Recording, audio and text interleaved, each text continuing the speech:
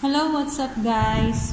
Welcome back to my channel. For today's video, mag-share lang ako sa inyo ng konting tutorial. No? Natutunan ko lang din. Kasi merong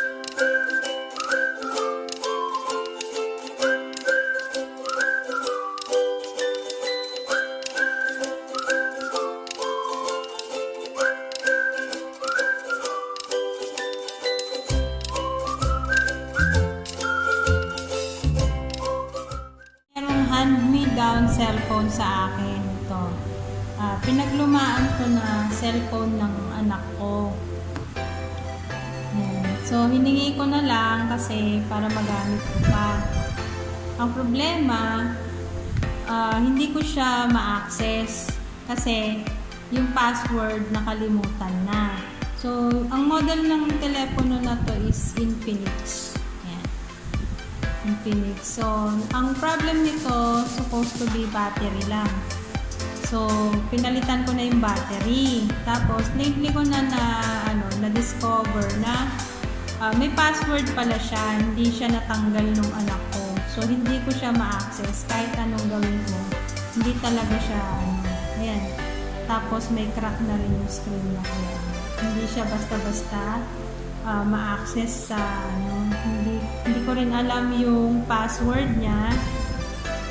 Kaya ang nangyari, nag-research ako kung paano kasi nagpapalit na ako ng battery, medyo mahal din eh. So para makatipid, nag-research ako kung paano siya aalisin na yung pinaka-password niya. So, kasi kahit anong ko, hindi talaga siya umuobra. Ayan, no? Kasi nga, nakalimutan na rin nung anak ko yung password. So, ang gagawin pala is ganito. I-share ko lang din sa inyo para just in case maka-encounter kayo ng same problem, meron na kayong idea kung paano siya gagawin. So, ayan. Ang unang step is i-off mo muna siya. Yan. Kita nyo yan. So, piliin nyo lang to.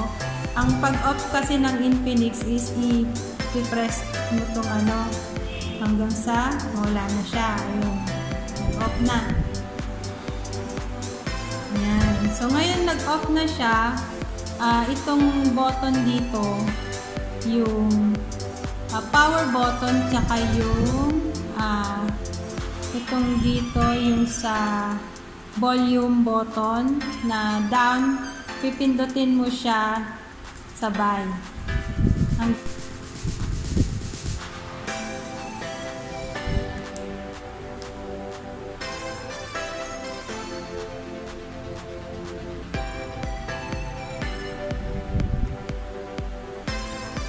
Release mo yung yung button, power button. Tapos, ayan, may lumabas. Diba? No connection. So, ang gagawin mo,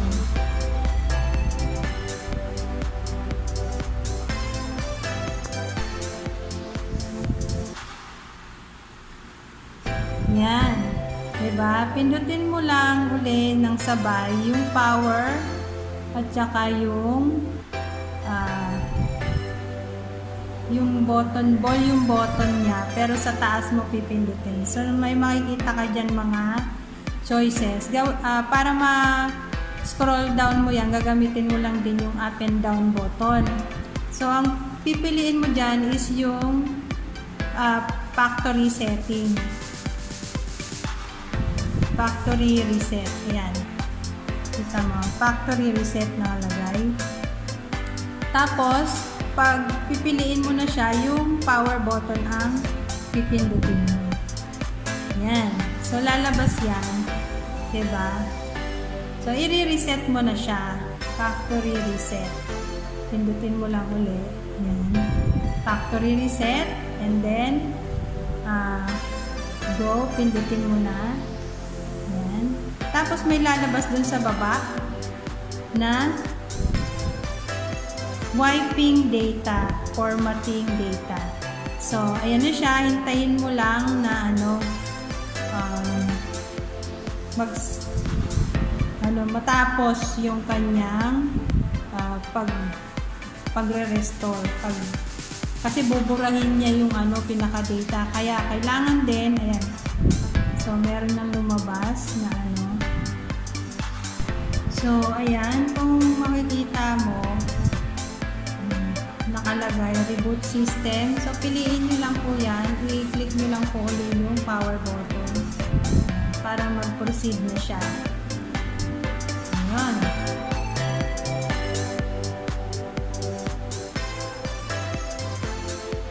Tignan natin kung tumalab.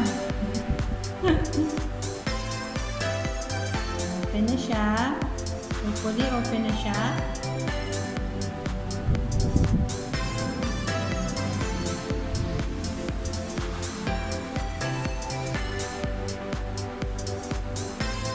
Tayin lang natin.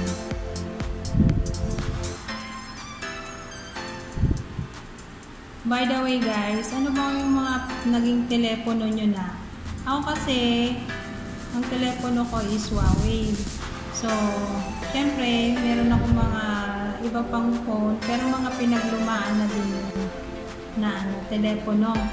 Ginagamit ko yun sa YouTube, yung mga telepono. Kaya minsan, andap-andap, ganon. Ito, bagong lang to, bagong design. So,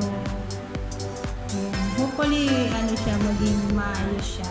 Para magamit ko pa rin siya na pang YouTube, diba? So, yan guys. Okay na.